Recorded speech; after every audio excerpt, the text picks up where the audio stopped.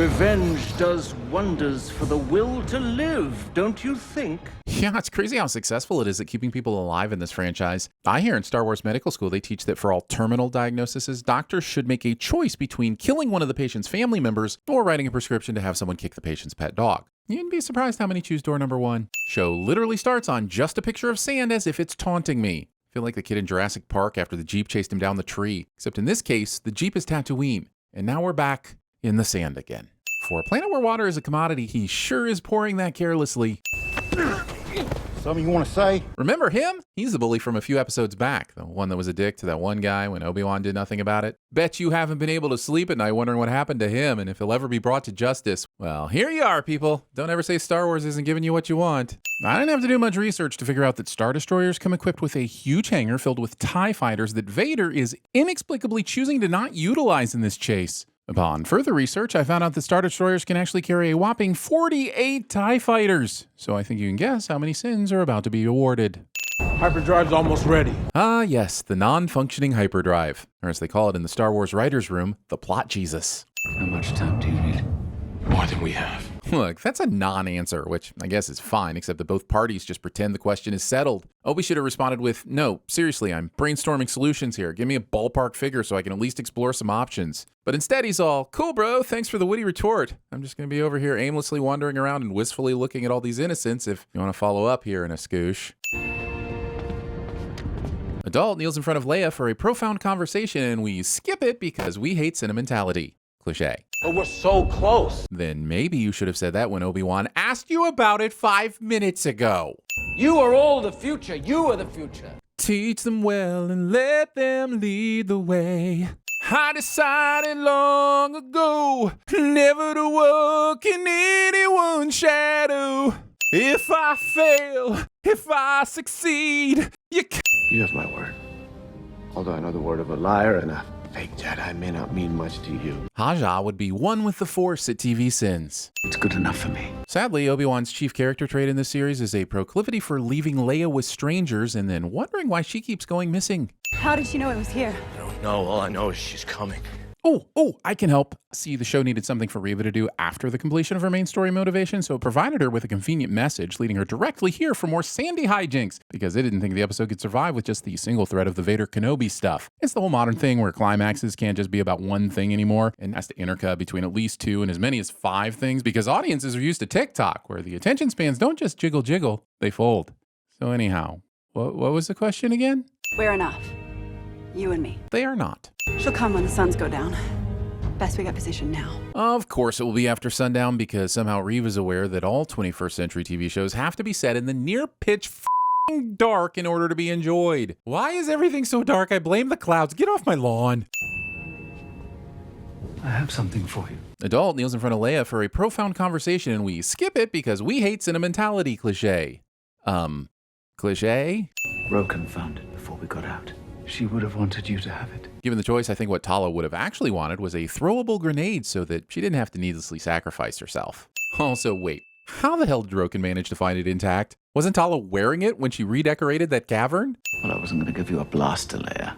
You're 10 years old. Don't you get all cocky, kid. You may think that's ridiculous, but this is like Big League Chew all over again. Give a kid shredded gum that looks like chewing tobacco and then pretend that doesn't have some sort of formative effect on them when they eventually decide to mainline nicotine through their gums. This would be like Obi-Wan giving Leia a bong and then getting all high and mighty about not giving her some OG kush to go with it. He sure does lounge around pondering things a lot for someone trying to save a shipload of people who somehow still haven't been blown apart by a freaking Star Destroyer. Whether he dies or I do, this ends today. It will not. And I can say this without even seeing the rest of the episode because guess what? We've known how this feud ends since 1977. Why are we trying to build any sort of tension for this battle? Let's enjoy it for what it f***ing is. A chance to see Ewan McGregor's Obi-Wan dueling fates with Darth Vader. Stop trying to trick us into believing there are any actual stakes here. You don't have to do this, you know. Poor Roken. His character's defined by constantly trying to stop Obi-Wan from doing something he's already decided he's going to do, armed with nothing but the thinnest of overused platitudes. People follow you. Don't stop. Just getting started. This setup for a Disney Plus spinoff was so blatant they might as well just froze the frame on his smile and put the words "coming soon" to Disney Plus on the screen. Coming fall 2023. Roken's an undercover mechanic secretly working for the rebellion in Roken Hearted. You can't fix what isn't broken. Now is our chance to wipe out this network in its entirety. We cannot prioritize one lone Jedi. I mean, he makes an excellent point. Why can't Vader chase down the wounded rebel ship and then hunt down Obi-Wan? He knows Obi-Wan plans to distract him from the rebel ship, so wouldn't it demoralize Obi-Wan even more to know that he'd failed and essentially abandoned his friends to die? Also, you could just launch the f***ing TIE fighters. The Tuskens are on the hunt again. They're raiding farms along the waste. That's racist. Did Book of Boba Fett teach us nothing? Don't answer that. Prepare my ship. I will face him alone. Because my hubris lines up nicely with the need for a cinematic showdown. Coming spring 2024 to Disney+. Lola infiltrates the Empire and destroys them one ship at a time in Droid Where Prohibited. Have you come to destroy me, Obi-Wan? I will do what I must. He did the thing! He did the thing! Yes! Get it, Obi-Wan! F him up! This is so freaking cool. And it's so good to finally see an extended lights. Oh, for f***'s sake, what are we doing back here? I don't know if I want to complain that Owen and Beru somehow can't even hit her when they have the element of surprise and the high ground, or if I'd rather complain about the fact that Reva literally took a lightsaber to the gut a few minutes ago, so really where's the tension with this puny blaster fire? All right, I'm me. I get to complain about both. Did you truly think that you could defeat me? You have failed, Master. Masturbating. Go! What?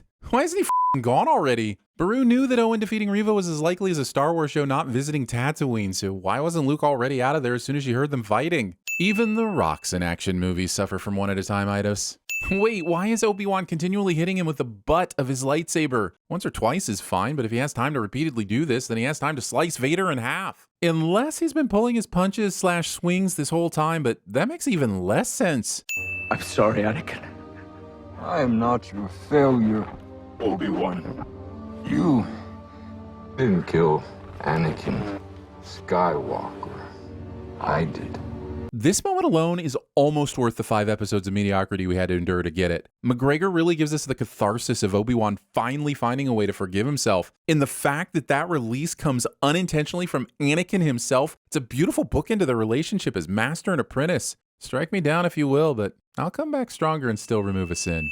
Then my friend is truly dead. Cool, so you're gonna kill this abhorrent, dangerous, and genocidal being that's not your friend, right? I swear the defining characteristic of these two's relationship is their inexplicable need to leave each other alive for the next battle. Where's the Mortal Kombat announcer when you need him? Guys, she's gonna kill Luke! Oh no! I can't look! Tell me when it's over because I'm so scared that this pointless exercise will never be over. I'll look in the Dune Sea. We'll search till we find him. This is the equivalent of Obi-Wan saying, I'll search the Sahara Desert for him, and then leaving on foot instead of using the f***ing spaceship he just landed in and looking out the window. Have I become him? No. Who you become now, that is up to you. Coming fall 2024 to Disney+. A former youngling gets inquisitive about what's next in life in Revamped. She's literally Vader without the D. Will people please stop leaving their deadly death sticks in the middle of a f***ing desert to be found by any passing child, Jawa or Tusken?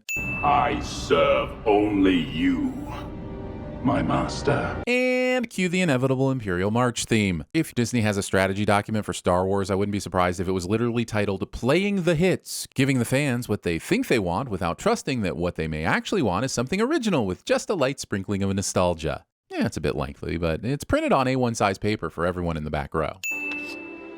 Combing your already perfectly braided hair. Lola! Kids. So is the whole being the most recognizable Jedi in the galaxy thing not a problem anymore? NBA young Obi's just out here like, I ain't scared, come get me. Well, if you ever need my help again, you know where to find me. Let's hope that day never comes. Sir, if your only hope is this vague hope, then may I advise that you perhaps look for a new hope? Leia. Kneeling to Leia's level 3 times in one episode? It's time for the hype.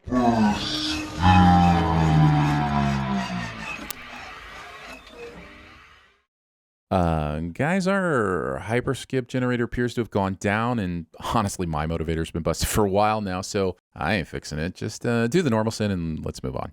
Will I ever see you again? Does Disney milk every IP cow in its barn until the udders fall off? Sorry, was she asking a rhetorical question?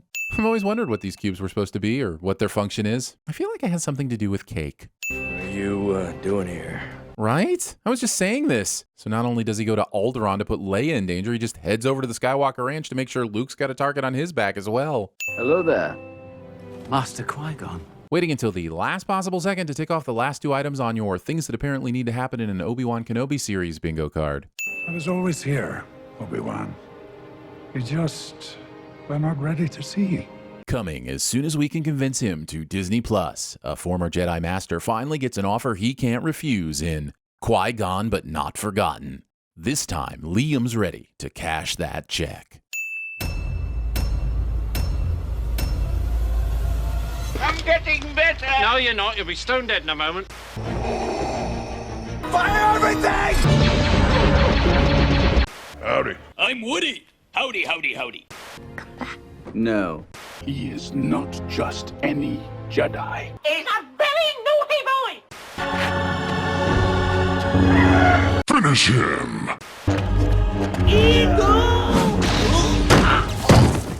In City Alpha 5 there was life, a fair chance. This is City Alpha 5! Hello there. Hello there. Hello there. Hello there. Why do you doubt your senses? Because a little thing affects them. A slight disorder of the stomach makes them cheats. You may be a bit of undigested beef.